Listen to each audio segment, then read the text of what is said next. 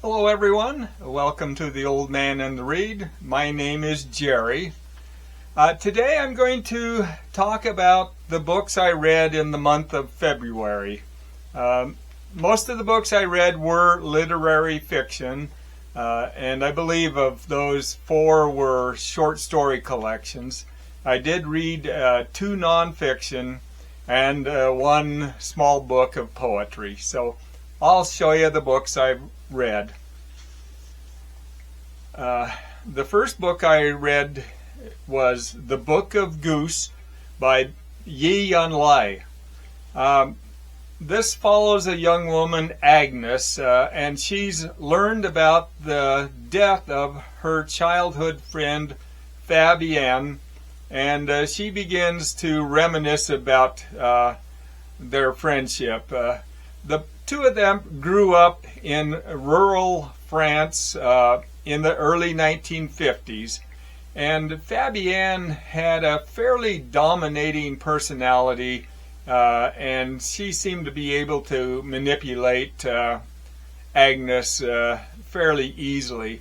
But Fabienne decides that they should write a book together.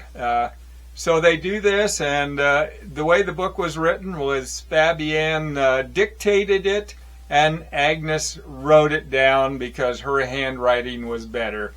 After they completed the book, then Fabienne decided it should be published, and she arranged with one of the men in the village to help get it published, and they eventually did. But one of the things Fabienne had wanted was not to have her name on the book and just to credit Agnes as the author.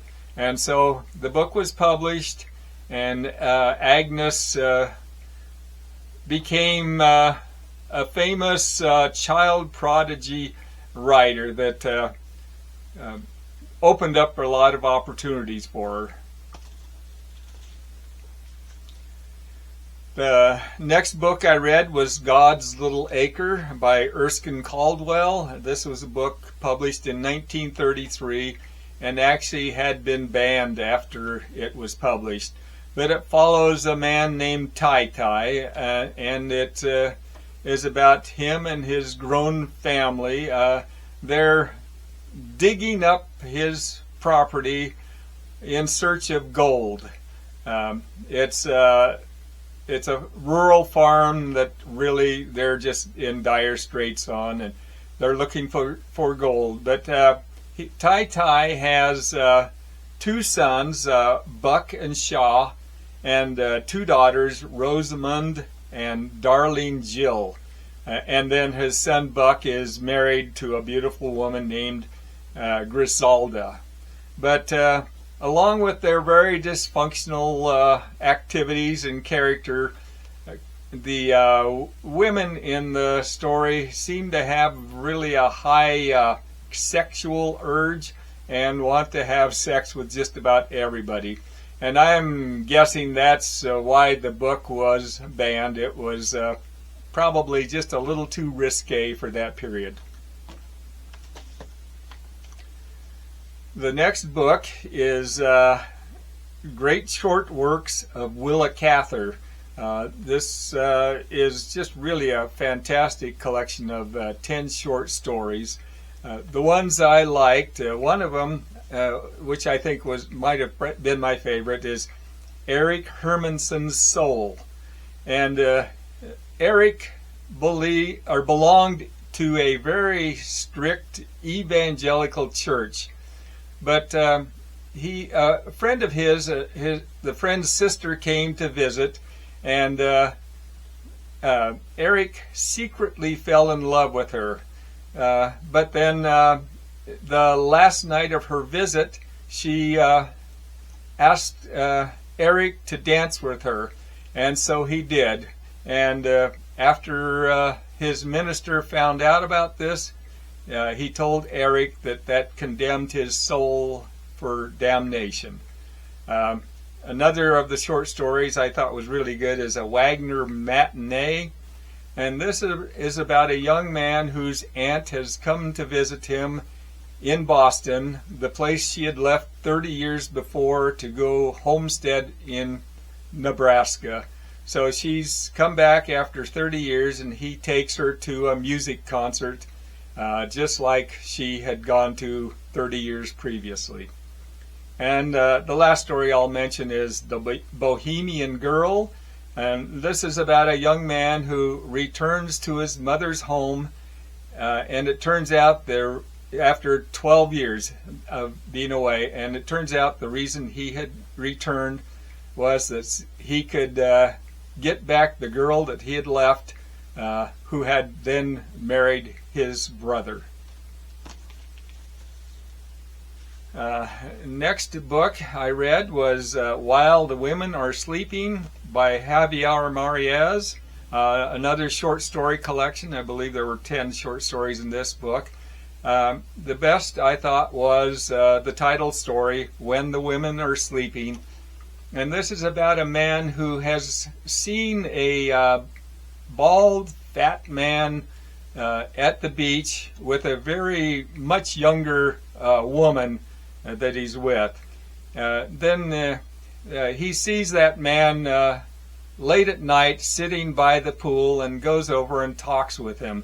And the man eventually starts talking about the very young girl that he's with and explaining that one of these days he's going to have to murder her. Another of the short stories I liked was Galta, and this is about it's a very strange story about a man who meets an exact double of himself, and he's exact in almost every way. Another story titled Lord Rendell's Song, and this is a story about a POW who's returning from war, and as he arrives home, he looks through his window and he sees himself strangling his wife. And the last story I'll mention is The Life and Death of Marcelino Intiriega, and this is a dead man talking about his own death. The next book I read is a nonfiction. This is Britain, 1 Million Years of the Human Story by Rob Dennis. And the book first gives a brief overview of the human ancestry and talks about human migration into Europe. He then starts talking about a beach near a town called Habsburg, or Haysburg, I believe is how it's pronounced, where erosion has exposed ancient fossilized forests. The forest is full of fossils of all sorts, and along with that, stone tools, and everything is dated to about 1 million years ago. He then talks about the various periods of time that there's evidence of human occupancy in Britain, and explains how much of that was dependent on glacial periods during high ice age type periods. The water levels were so low that there was land exposed between the mainland and Britain, and people could migrate across it. He then goes into a talk about all of the various human species that have been found in Britain. The next book I read was Victoria by Knut Hamsun. This was published in 1898. But it's a very tragic love story told in Hamsun's just overly dramatic, poetic prose. But it's about a young man named Johann who, at an early age, fell in love with his neighbor Victoria. And it was a mutual thing. Both of them, though, were secretly in love with each other, but never acknowledged it. That's because of the circumstances they were in. Johann was the son of the miller, and Victoria was the daughter of a wealthy family that lives in a castle next door. So Johann, after he'd grown, moved away and became a famous poet.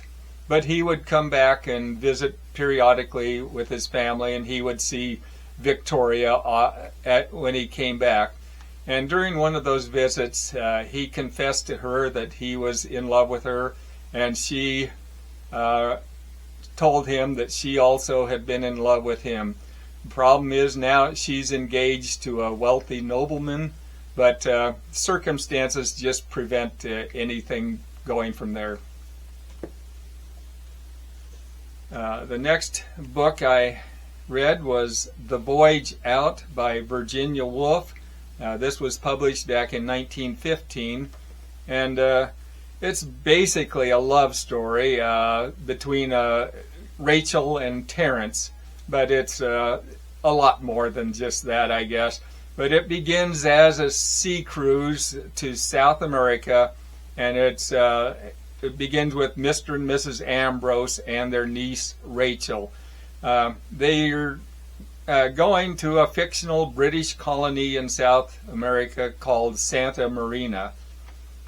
When they get there, the story just goes for quite a ways, just the interactions between the various people in the story, including a sea cruise or a river cruise at one time.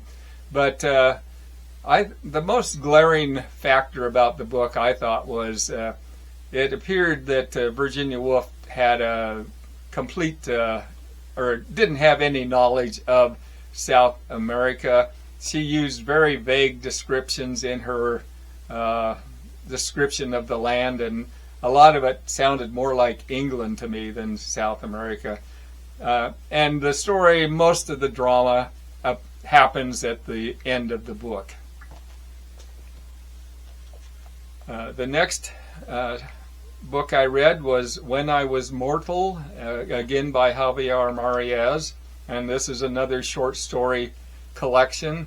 One of them I really liked was The Night Doctor, and this is about a man. He's been staying at a friend's apartment while he's visiting, and he's been out late at night, and he gets home late, and he sees his friend still up, and she tells him that she hasn't been feeling well and has called a doctor. And so the visit by the doctor is very strange. Another story is Flesh Sunday, and this is about a man who sees his neighbor looking out his window with binoculars at a group of people. And I Was Mortal, and this is a story about a man who's dead, and he's telling about his life and his own murder, and it's very similar, I thought, to the other short story in the previous book I talked about. The next book I read is another nonfiction. This is Life from an RNA World by Michael Yeres, and he begins the book by saying that this is written for the non-scientist, but to be perfectly frank, I think he expects the reader to have some knowledge in biochemistry and molecular biology, because it gets fairly technical in parts. And I think a lot of it seemed to be probably more appropriate for a scientific journal. But anyway, he talks about the RNA, and he begins with saying that they believe that the earliest life on Earth was based on RNA, but the problem is that RNA is produced by living organisms, so that couldn't have come from a living organism. It had to come from non-living material, and they have some theories on how that could occur. But he goes into a very complex explanation of RNA in the book and its function. And basically, RNA is the messenger that sends instructions from DNA for the synthesis of proteins. The next book I read was In the Beauty of the Lilies by John Updike. And this is a multi-generational tale that spans 80 years and goes through 4 generations. It begins with Clarence Wilmot, and Clarence is a minister who's lost his faith, and so he quits the ministry and eventually becomes a encyclopedia salesman, very unsuccessful. But the story then transitions to his son Teddy, and Teddy again is a fairly unambitious individual. He becomes a postal delivery man, but it tells his story, and I thought this was probably the most uninteresting part of the book. Then the story goes to Teddy's daughter Essie, and she's a little more interesting. She eventually becomes a famous actress and is probably the most successful of the 4 generations. Then the book goes towards her son Clark, and Clark had been fairly ignored growing up because Essie's career kept her so busy. But he eventually joined a very radical religious cult, and it sounded very much like it was based on the Branch Davidian cult. And the story goes on from there. But I thought the best part of the book was that Updike really captured the atmosphere of all of the periods that each of the generations went through. The next book I read was a very short little book of poetry called Quantum Poetry by Mohammed Mia. And this was, to me, seemed like kind of a mixed bag. I thought there were some that were quite good. Others that I didn't enjoy so much, they just seemed rather pretentious. But of the ones I liked, one was titled Language and Fire, and this was basically a debate over which of those two is the most powerful. Another titled What I See, and this is about how nothing stays the same and is always changing, and asks the question, what is it for? And another titled Death, and this is about life's end. But I thought the opening line was really quite good. It goes, "They call you death, our troubled journey's end." And I thought, yeah, that's a nice way to start a poem. And the last book I'll talk about, or that I read in February, is Cross Channel by Julian Barnes. And this is short stories all about Brits living in France or visiting France, and about their troubled relationship. And one of the stories I really liked was Evermore, and this is about a woman who has been traveling back and forth to France for over 50 years, and she's been doing that every year to visit the grave of her beloved Sammy, who was killed in World War I. Another titled Gnossian, and this is about a writer who refuses to go to literary conferences until he curiously accepts one to in a very small French village. And the last one I'll mention is Interference. And this is about an English musician composer who is on his deathbed and is reminiscing about having spent almost his entire adult life living on the mainland of Europe but never feeling accepted. So those are the books I read in February. I want to thank you for watching the video, and I'll hopefully see you on another. Thanks.